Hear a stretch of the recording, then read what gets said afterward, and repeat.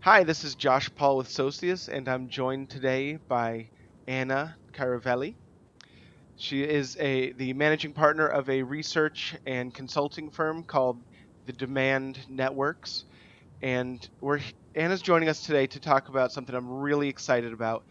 She just released a new book published by the American Society of Association Executives, known as ASAE, a new book called The Demand Perspective: Leading from the Outside In. Welcome, Anna. In. Thank you very much for having me, Josh. I'm excited to talk about my book too. Well, thanks for joining us. And so we've you've talked about this for several years. I remember it was 5 years ago. We were sitting in a coffee shop talking about I remember that coffee shop. these concepts, and it's several years in the making. It's a passion project for you as well as a giant professional work. So let's start at the beginning. Why did you write The Demand Perspective? Why write this book? That's funny that you said it's been in the making for a long time because I feel I've always been writing this book. Uh, the answer is frustration. I have been frustrated watching associations and other membership organizations I've worked with and for running circles in that they invest tremendous effort and innovation in fixing what I see as the surface, sort of like the chairs on top of the Titanic, while they allow the Titanic uh, to go to sink, so that the whole focus of my book is the ship itself, is writing the ship rather than the decorating the staterooms or fixing the chairs.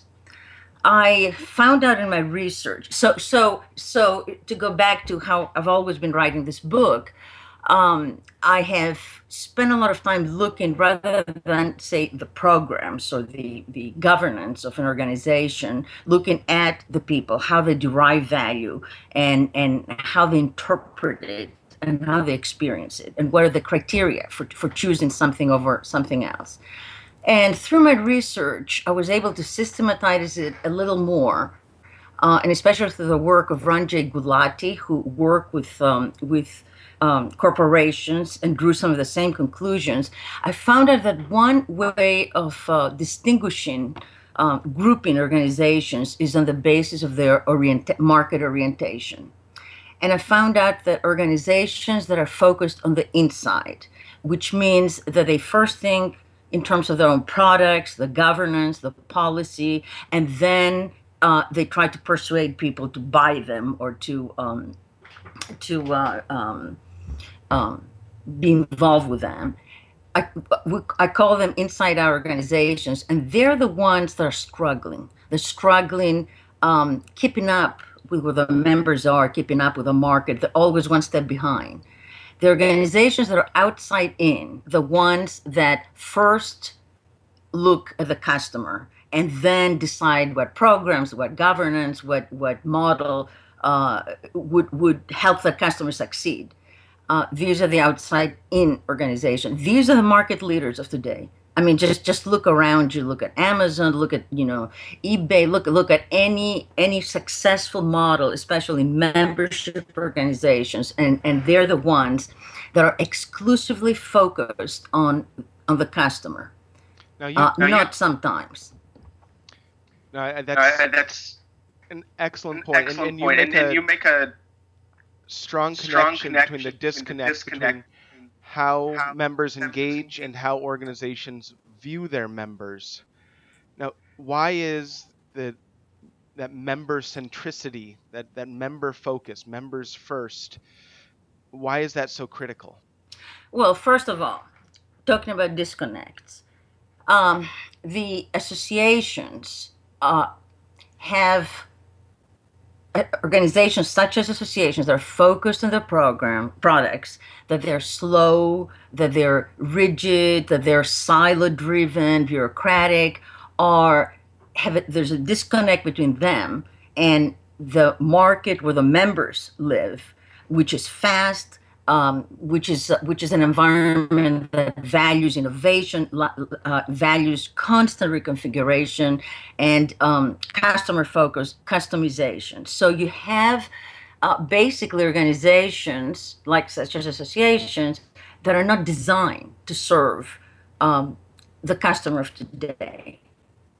And so that you put all these efforts, like, I mean, what are some of the questions that association leaders pose? What kind of model should I have? Should I not call my members members but call them customers? Should I go global?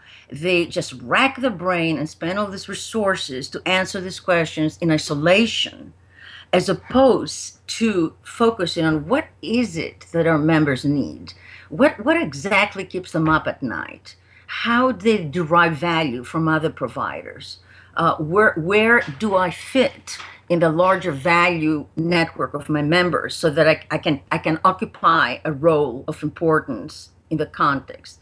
If you don't ask these questions, you do, and you don't see the world through the eyes of your members, how can you create products that resonate with them? Because today there's a plethora, as you know, of products and providers, so that to differentiate yourself, it's not enough to have great programs. You have to have distinctive programs. You have to create value in a way that others don't. I That is like your relentless focus on value. That's a word that we use a lot when we're building communities, and how do you get people to join and participate in the community and rely on the community on a regular basis. It has to do with value, but it's almost a word that it loses some meaning when the rubber hits the road with that's executives. So why is the focus on value so hard to achieve? on customer value, because associations and other organizations, as it's understandable, they see the world through their perspective. They work in their organizations night and day. So, it's understandable that they see the world through their perspective. It is difficult to see the world through the eyes of your member. But unless you do this, unless you really make this leap, this and make this uncomfortable leap, and immerse yourself in your member's mind and see the world that way, you cannot understand the nuances that create value. And was your question, why is that important? Uh, why is it important, but why do people struggle? Why do organizations struggle? And I think you touched on that well. And what you said about relentless is another reason. And one of my frustrations in research and in work with customers is that so many organizations think they already are member centric. They already are flexible and innovative. And they need some fine tuning. There's still some gaps to be filled, but they basically are. They believe their own rhetoric, and they also have not really seen what a true customer centric organization feels like and how it operates, because you're so association centric. You look to your peers, you look to other organizations like you to find best practices. So you kind of recirculate the same things. What is the relentless focus means that if you're serious, that is your only focus. And your organization is structured in a way that there is an uninterrupted line to your customer. You can't spend 3 months organizing board meetings and maintain this uninterrupted vision. Right. You can't spend endless hours of staff meetings and board meetings, talking about policy, or how to frame your mission, or your marketing message, and maintain this nonstop, relentless, day in, day out focus on customers. Right. And I think it's also important to point out that you said that that's your singular focus, and all decisions for the organization, especially on the strategic level, are made through that lens. Is this going to Yes. provide value that our customers or our members are willing to pay to have solved. and to constantly increase the value. Your goal is to continuously increase the value because, our society is fast and you need continuous innovation in different ways. And it's a full-time job. It's not a part-time job. It's not like creating a community here or an event that shows how you care about your members. It's a complete reorientation of the way you think and the way you do business. And that's what my book is about, the 6 realignments that will affect this reorientation. No, it's And go ahead. I was going to say one more thing before I forget. There's someone I quote in my book, Rita Gunther, I think it is, who talks about the capability we have today through social media for constant connectivity. That it's not like you run a survey, you're continuously connected and all the media. And she's saying that today value is moment by moment. It's not like you create value period or for the year or every 3 years, you have strategic planning. It is a moment by moment understanding of what members need and connecting in ways that provide value. No, I think that's a really good point. That brings up something that's near and dear to my heart, and that's the role of community in providing sustainable value. And in associations, a lot of times that's private member community where members Exactly. can connect with other members. You talk about that a lot in the book. Can you talk about that today? This is very near and dear to my heart too, and I came to it without any assumptions or expectations that really arrived at this conclusion. The most innovative membership organizations have a model of membership that is based on community, which is that the value of membership is not like a package of static benefits, but it's access to a structured community in which they can collaborate with people, they can access information in real time, they can come up with quick answers to questions. It becomes, you're a member in a community of peers, which kind of makes sense from membership. I think that's one of the reasons. That's what associations have forgotten. They forgot that they're really a community, and it is the things you can do as a community that makes it valuable to belong to it. Now, many people think of community and they think in terms of technology, like what technology should I use? What is my social media strategy?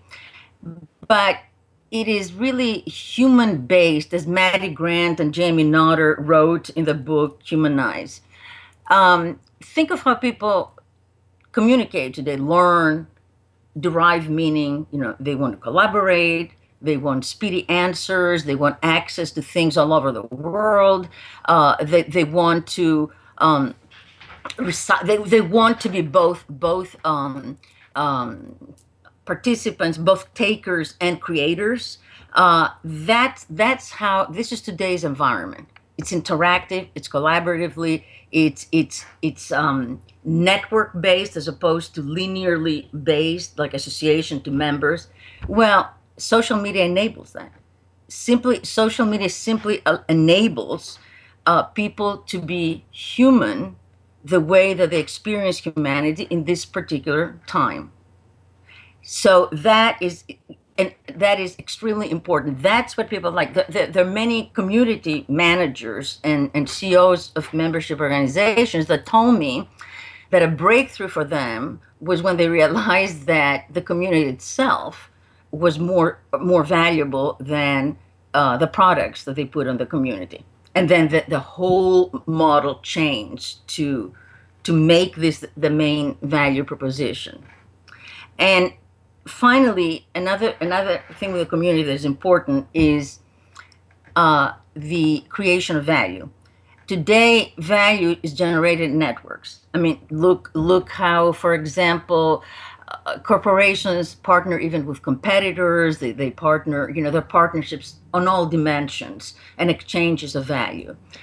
Look at eBay. How if I'm on eBay, I can buy something, I can sell something, I can critique something and be kind of the reputation holder of the community. I can become wealthy if I create my own store. So you can engage in a number of goals. I mean roles. Um, the Community Roundtable, which is a community-based membership organization. It takes the it engages members in probing conversations, and then the results become the research into the state of the profession, which they analyze, group, and then feed back to the community.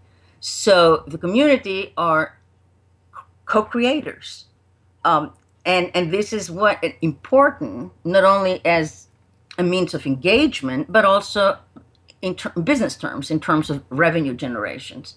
You can benefit, you can link with the customers of your members and create value for both of them. It's a constant potential for reconfiguration and the exchange and transformation of value, Right, which is we've seen that a lot too, where I mean, community is one of the most flexible and sustainable channels to provide value and ongoing value. and Now, to create to engage people in a absolutely. community. I mean, that's where the value comes from. You know, if your community is not engaged, if people aren't participating, if peers aren't connecting with each other, then the value of the community and the value of the organization significantly drops. And for an association looking for ways to identify value and to generate value, I would say look to the community. Look to not just what you can do for your members, but what they can do for each other, and what kind of relationships you can facilitate, and structure and direct in a way that they provide value. No, that's a really good point. So we're coming to the end of our chat here today. Um, you spent a lot of time doing some pretty in-depth research. It's for the most extensive research for associations on creating value propositions and member value. What Thank are some of the things that surprised you the most in the course of doing this research? Okay, on the positive side, I was surprised by how many really brilliant CEOs there are and how many incredible examples of innovation. The the things that surprise me and that I believe are major obstacles in the growth of association were, for one thing, every time I asked people to tell me what they thought the value of their association was for members, there was a pause. And they would invariably give me a list of programs and products. Then I would ask them, well, okay, so in a world in which programs and products abound, how are yours different? And they would be really shocked. I've never thought of it. So the issue here is that if you don't know what it is that creates value for your members, that what is the optimal value that your resources represent to them, then how can you create it? So that creates a serious competitive disadvantage.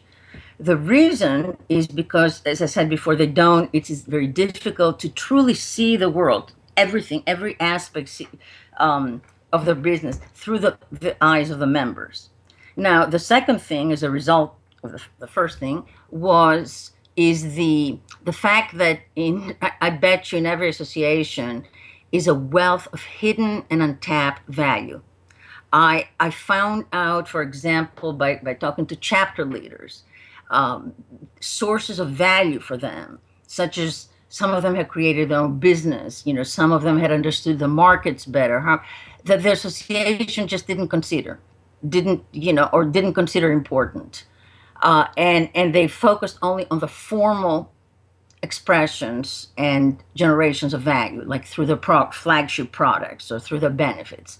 By looking for value in terms of how many people participated, they missed the value that people really experienced. Had they understood this, for example, that they found value in collaborating with each other or starting their own business, they could make that the value proposition. They could develop value proposition and organizations that enable these relationships. So there's a lot of unwitting, unwitting squander of huge pockets of value, Yeah, including their members' own capital. and the idea of And leaving. and so Oh, go ahead. and And then the other thing is that what I said before, that they thought they already were customer centric, and yet if you ask them questions like, uh, when you have a problem, do you invite a board, your a board committee to solve it, or a staff meeting, or do you go to members first, or do you reward staff for member outcomes or for their performance? When you ask the I have exercises in the book for evaluating. They would all fail these questions. They would all show that they were not customer centric. So If there's one takeaway, one thing that association executives could start doing today, what would you recommend? first, to see the world through the members' eyes, to really as a consistent lens, continuously to understand how to see the world and to create opportunities for real interaction, continuously immersion. And the other thing is to bridge the huge gap between idea and action. They one I found that many association leaders were very receptive to the ideas of the book, to the ideas for new models, the design. But when the rubber hit the road and they implemented it, they didn't they couldn't even conceive that they had to change the way they did business, that they had to change the way they thought. So my advice is to look at the core business and not, the programs and the strategies. To look at realigning the basic pieces of your business around the single goal of creating value for customers. Well, that's a really good note to end on. Anna, thank you for your time today. Before we go, where can people connect with you, and where can they get your book? The my book is on Amazon, and again, it's called The Demand Perspective: Leading from the Outside In. And my website is, they can look me up at my website, which is thedemandnetworks.com, I think. Well, if they look it up, they'll find it. Perfect. Well, thanks again. We'll do this again soon. Great. Thank you so much. Great questions.